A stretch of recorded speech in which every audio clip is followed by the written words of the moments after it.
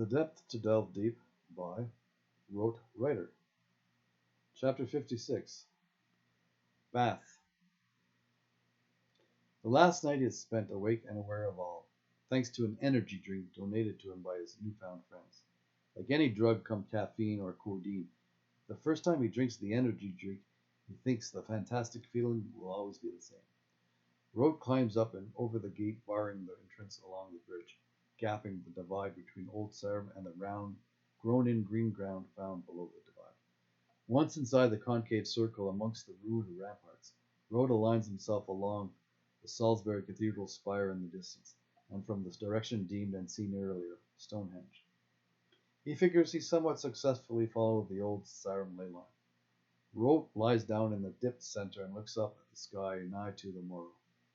He could not have felt richer. He stays awake the entire night, supposing and proposing, pondering and wondering. By the end of the night, nodding a bit, but thinks better of it. He heads back to his hideaway and hauls out his two blue bulging bags out, saying silently, "See you later," to the landing, hoping the next one will be a little softer and secure.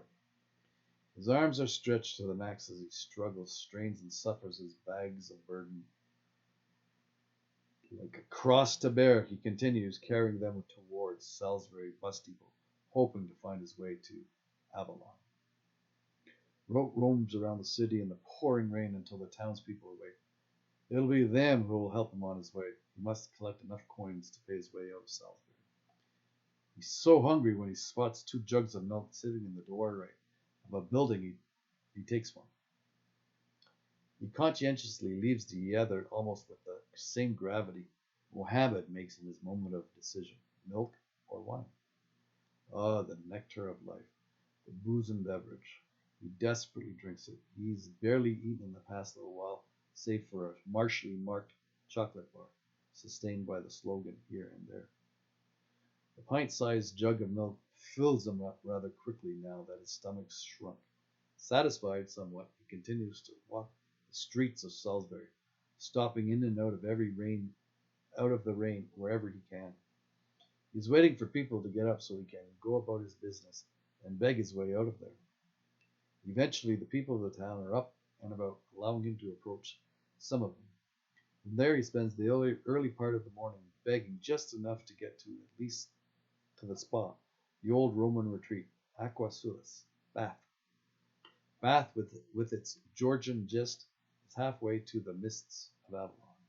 After forwarding the fare to the coach conductor, Rote lugs his leave with each heave, bereaved by the blue buggers, onto the bus and onto Bath he goes. Through the southwest of England, just southeast of Bristol, the coach carries Rote right into Romanesque Bath. He arrives broke but unbridled, save for his bothersome blue buddies and daunting dilemma. He struggles with his arm stretchers out of the coach station. He remembers seeing a suitable spot in a quasi-forested park overlooking the town, Alexandra Park, at the top of Beechen Cliff. He sets his mind on getting there. He hikes over the river Avon, with his sights on what seems to be a wooded park in some parts and just a public park in others. He hikes with his two bother me, bother you, redundantly referred to blue bulging bags. They weigh more each time he lugs them onwards, and this time upwards along a steep, narrow road leading to the main stairs known as Jacob's Ladder, in the park proper, and its path he plods. His plan is to find a place to lay his sleeping bag out, and depending upon the weather, he'll be in or outside of his big bright orange plastic body bag. Rote walks through the wooded park trail, pondering potential spots suitable to stay the night. He doesn't want some walker by to see him. After all, he's in a foreign place, and judging by the people milling about the bus depot, he has to be safe. With haste, he throws his bags in the high growth alongside the path. The path filled with flora, though no fauna. He doesn't know the name of the beautiful white flower that he sees. They have a powerful scent, both pleasant and poignant. The entire park's unknown undergrowth flowers like ferns. It covers the forest floor. With his sad sack shrouded somewhat securely, he's more nimble now to move around and seek a sanctuary. Maybe a few hundred yards off the beaten path, he finds a respite, a safe spot for the night. Only after plowing through these strange, though seductively scented plants, greenery garnished with white flowers, an ambrosial delight. Underneath the fallen tree he will be. It has an it has an overgrowth along with an overhang from the roots. It makes for a very private little cubbyhole.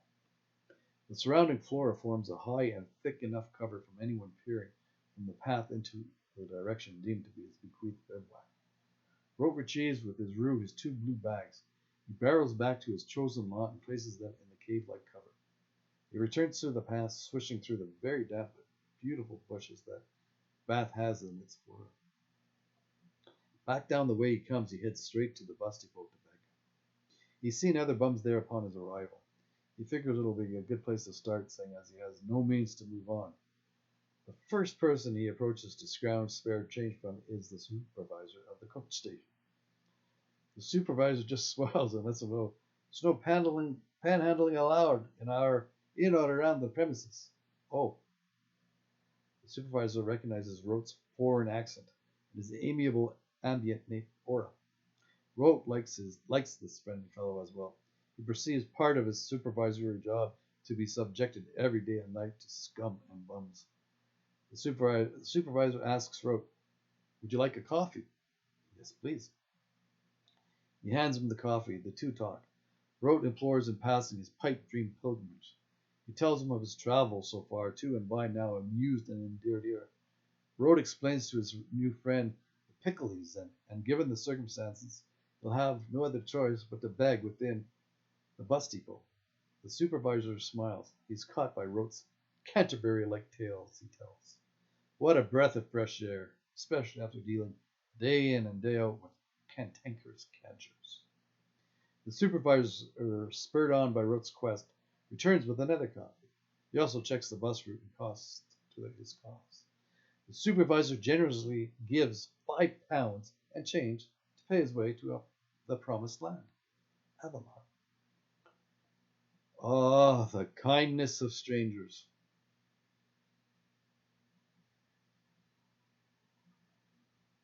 Rote and his new friend talk while some vagrants attempt to do what he's now safe from. They both obviously have a lot of common ground when dealing with the homeless. A drunk joins them on the bench. The two friends listen a little to the spittle spiel a story. Rote gives what's been graciously given to him to the drunk, the rest of his coffee and camaraderie. The supervisor says he has to get on with his job. He's concerned for Rote and where he's planning to stay for the night. Rote, not wanting his new friend to worry about him, emphatically explains he's found a secluded and safe place up in the wooded park. It's across the river and all the way up the cliff. They shake hands as the supervisor reminds Rote the time the bus leaves in the morning and from what stands. Rote hopes they'll meet again. Mutual feeling as the kindness of strangers never fails to avail a friendship. After leaving the coach station, Rote feels he's finally forged his way to the fortunate isle, the Isle of Avalon, though only to be realized come the morrow. He sets his sights on the scenes and sights of Bath, specifically the Roman bath. Rote hikes into central Bath, spa-bound. He believes it's way past 8. Rote hopes to catch a glimpse of the renowned Roman baths, the city's namesake. Like all the towns and cities Rote's roamed through in England, Scotland, and Ireland thus far, Bath is no stranger to its former foundations. Rote asks some city workers repairing a sewer or something for directions to the Roman bathhouse. Rote thinks about the Romans who tapped the hot mineral springs of the 1st century. And now this crew, they let him know visiting hours have long passed. It's still light out after 8 or so. The sun is just setting, and the headstrong heads in the direction anyways. He's hoping to get a glimpse, a sneak peek, at least of the outside part of the structure. He knows, though, that even if it's open, he has no money to pay any expected entrance fee. All his coins are accounted for his fare forward. At the bath, he realizes the walls are not that high.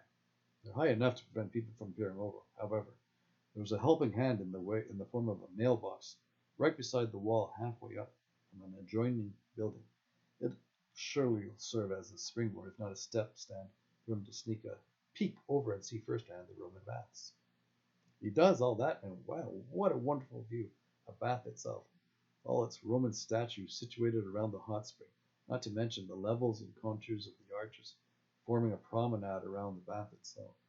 Aye, another mission accomplished. He lowers himself down and walks a bit more around the city of Bath proper. He plods his path past the pump room, the lantern of the west, the Bath Abbey. It's steeped in stained glass.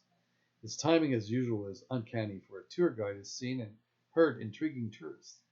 He listens in on the Gothic details of medieval life around and in the abbey. After listening in for a few minutes, Rote goes on a walkabout, in and out of every street, strolling here and there and everywhere. By now, something he's surely accustomed to. Soon the entire town is traveled before heading back past the bus depot. From there, Rote heads across the Avon River via Halfpenny Bridge. He likes the Shakespearean relevance of the Reach River. It reminds his mind to bear to the bard's time, back to his beginnings at Stratford-on-Avon. And on to Avon, he hikes up Lincombe Hill to Colton Road, then up a flight of stairs to Alexandra Road, then another flight of steps to Jacob's Ladder, which leads up into Alexander Park, all the while enjoying the winding way that leads up to his little cubbyhole, where he settles in for the night. He's surrounded by the blossom smell of Bath's forest flora. He falls asleep. He wakes early enough in the morrow to catch the bus. On the bus, with his two blue bags and still no sight of his supervisor friend, Rote says adieu amidst the milieu, and in a manner in which he means manifested a thought-provoked thank you. Aboard the bus, Rote rolls through the Mendip Range dividing Somerset County. The bus wheels into Wells. Rote eyes another Gothic-like cathedral. It seems to encompass the entire borough. Not today, thinks Rote, but he'll backtrack to see the cathedral someday. Rote switches onto another. By early afternoon, Rote rolls in to the mists